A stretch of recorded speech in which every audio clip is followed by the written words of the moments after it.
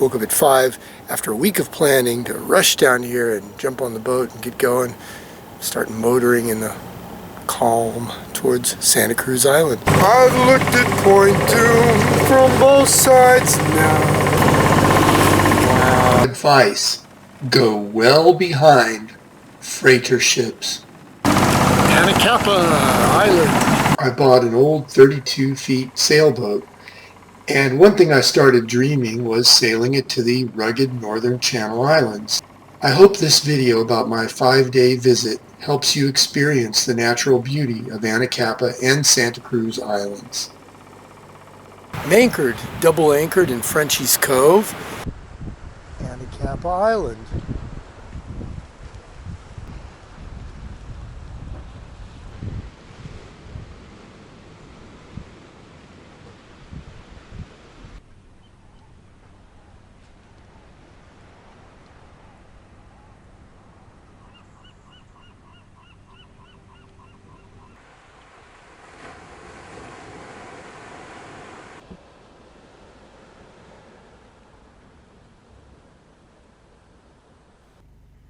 I was rudely awakened in Frenchie's Cove by a mean sea lion loudly slapping my hull, which made me fear I had drifted aground.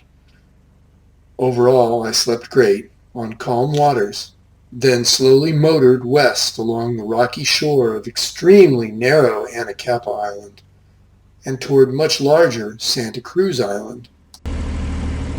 Good morning, ladies and gentlemen. This is your pilot. Kayak rentals happening at Scorpion again.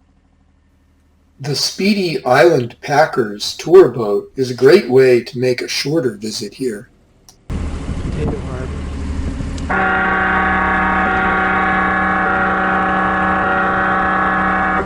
The balloon hunter will eat well tonight.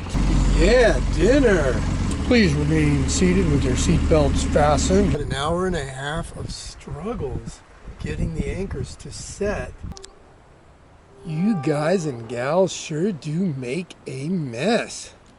Poopy, poopy seagulls. And there's the shore boat. Hiked a very hot and sweaty hour up from Prisoners Harbor to this view of the south side of the island. It's very quiet here.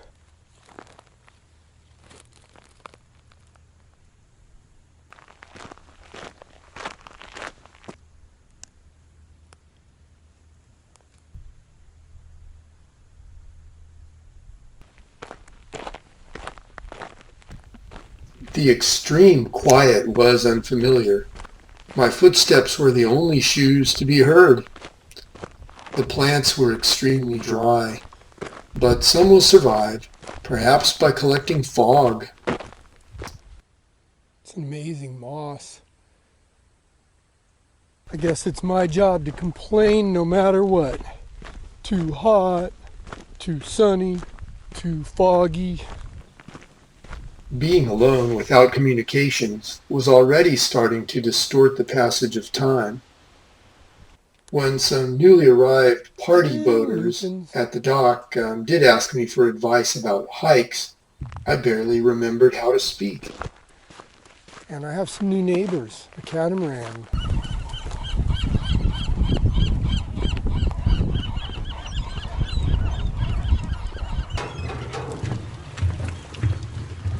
The mackerel in my underwater light were my high entertainment.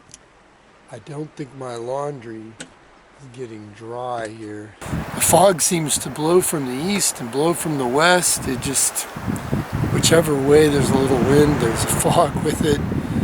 And that's Prisoners Harbor, I guess, in September 2021. I am reading in the fog. Ah, this makes a good fly swatter. 9 miles to Cueva Valdez, Pelican Bay.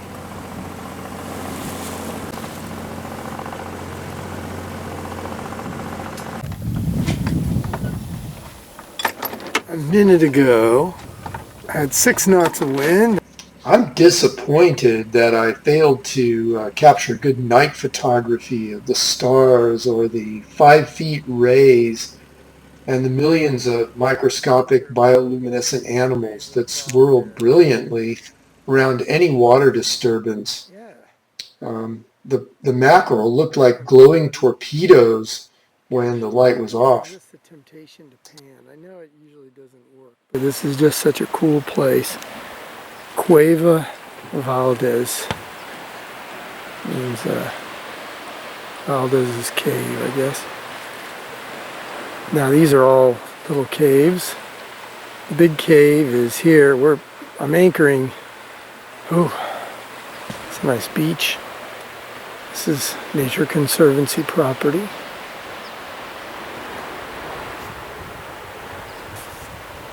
I'm anchoring at middle tide here, so it may come back up 3 feet, but I've got a lot of scope out.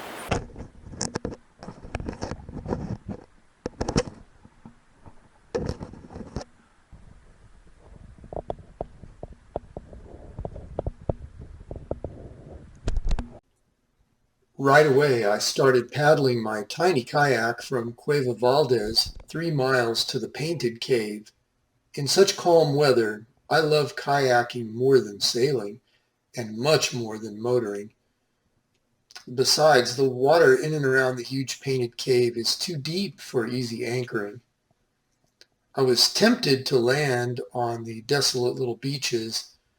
I had previously obtained a landing permit for this western part of Santa Cruz Island, which is owned and protected by the Nature Conservancy.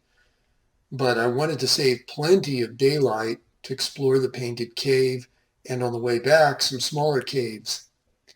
Winds and currents become less predictable as you reach these western shores.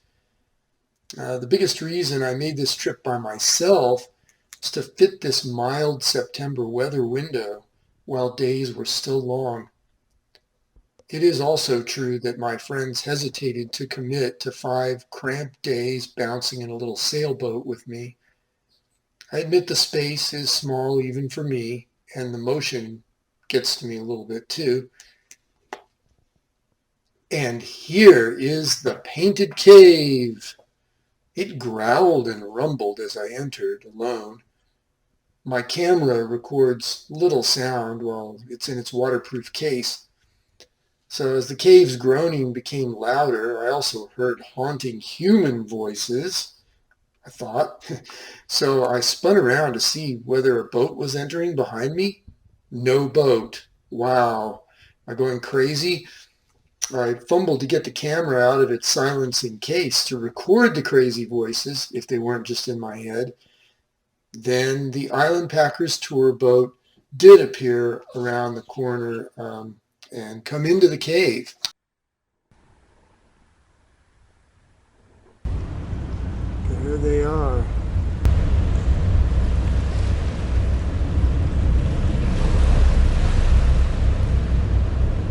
Though there were unseen sea lions snorting in the darkest parts of Painted Cave, the voices I had heard must have been entering the network of caves from the tour boat a few minutes before the boat reached the Painted Cave.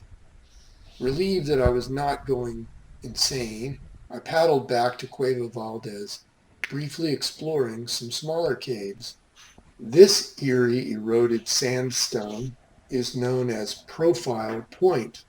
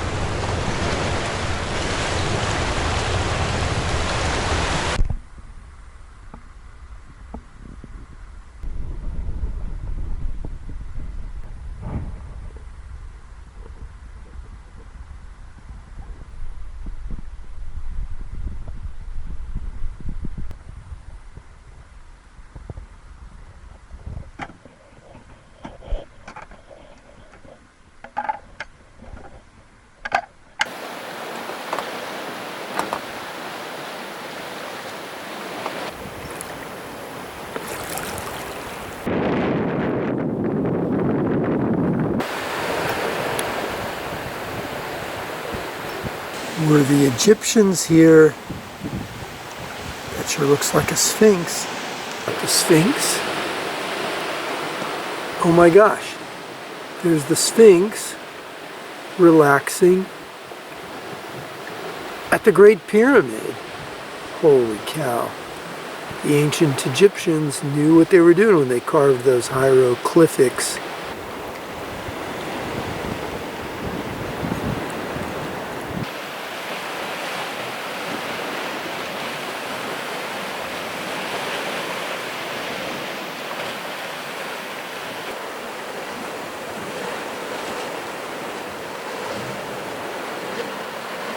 Toast, eggs, and coffee brewing as soon as I turn it on, and there's some, well, a lot of fruit and spinach. Okay, I'll save some for lunch, like my smart Margaret. After sleeping in Cueva Valdez anchorage and breakfast, I was ready to kayak the cool rocks and noisy blowhole.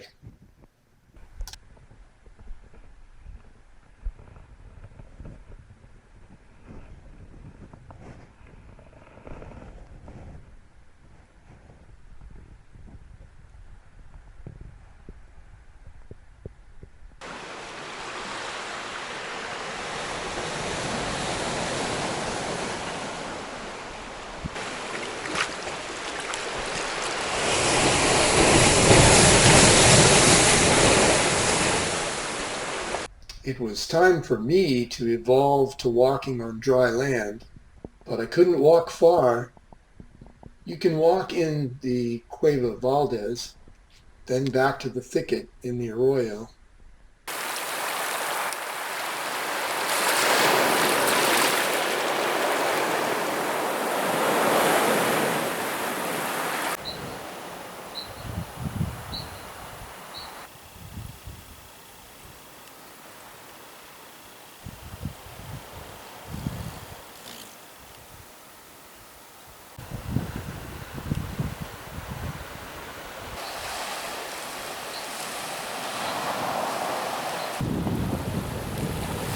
I felt really fortunate about my explorations thus far, but unsure where to go next. Heading home 2 days early would have been a mistake, as I was about to be visited by 2 humpback whales, then hundreds of dolphins. I've got to go around the west end of Santa Cruz Island. Whale right here. 2 whales. Oh man. I'm not even zoomed in. Whoa. Whoa.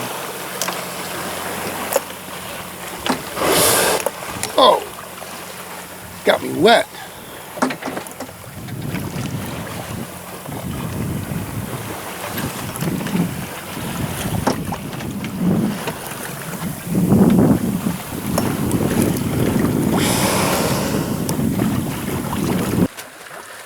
Guys, oh, you're really cheering me up.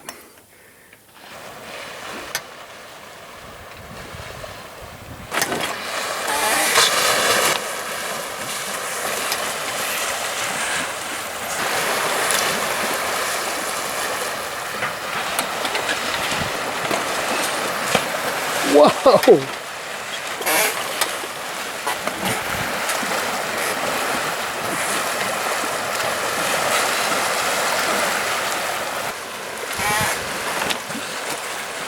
The abundant sea mammals around these islands somehow help me feel hopeful that we greedy humans can stop overpopulating our world. After all, dolphins do not know about birth control, apparently, but people do. After rounding the flattened west end of Santa Cruz Island, I explored possible anchorage at Forney Cove, but decided it offered too little protection and too many cormorants. Oh, we'll probably all sleep better if I go somewhere else. So I'm just going to keep sailing a bit. I've got to go around that fat part of the island there. Santa Cruz Island. There it is. Pretty easy. going south anyway. The wind died after about an hour. Well, the wind came back right away.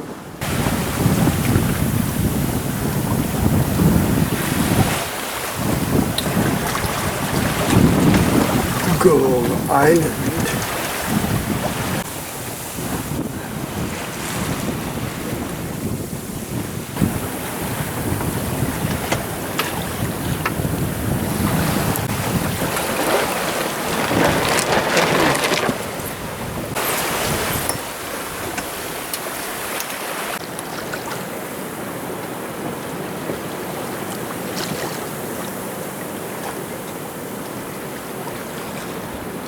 Only the leftmost boat seems to be protected from this chop in Coches Prietos.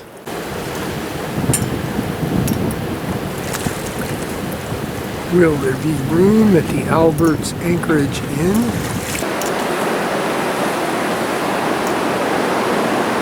Anchored at Albert's at 7:30.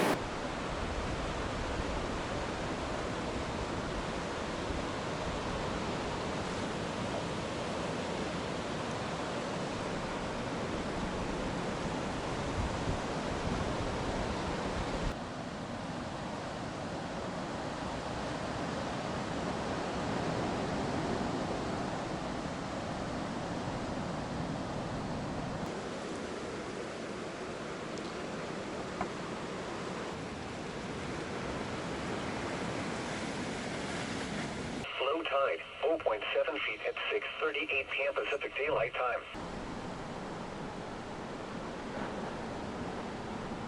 Instead of broccoli, I should be eating kelp. I think I am going to bite off the 70 miles back today. It took me an hour to get the anchors up. Well, 2 batches of kelp like that. Well, there's Yellow Banks and Santa Cruz Island. Point D is over there. Getting a little bit of wave pushes. Not as fast as with the motor. Motor's running. Down on the highway. The boat felt in slow motion as my heart kept jumping home. I stared at the distant, familiar Redondo Beach lights for 3 hours in disbelief that I could not yet be home. The flashing lights and booming music of the Beach Life Festival instantly reversed my sense of time distortion. Now I am in slow motion, and the rest of the world is way too fast for me. Thank you very much. Thank you.